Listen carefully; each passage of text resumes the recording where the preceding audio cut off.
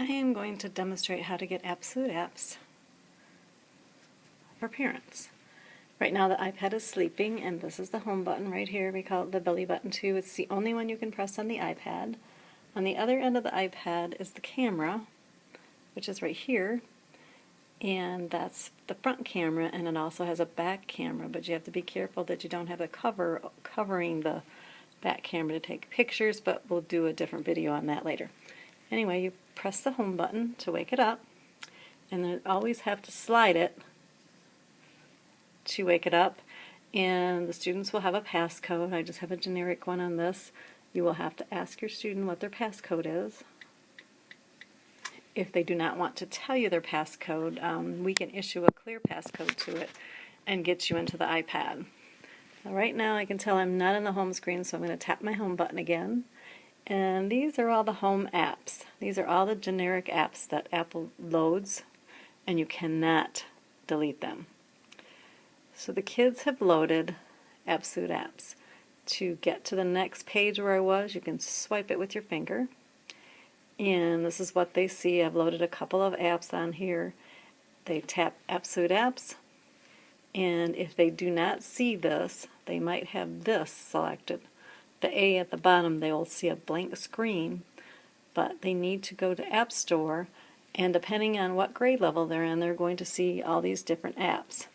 And they're alphabetical in order, and if they need to install one, I'm just going to select this very last one on this one. They have to install button, install, and they will get prompted for their password. And I'm going to lower this down because the keyboard shows on this. And put my password in.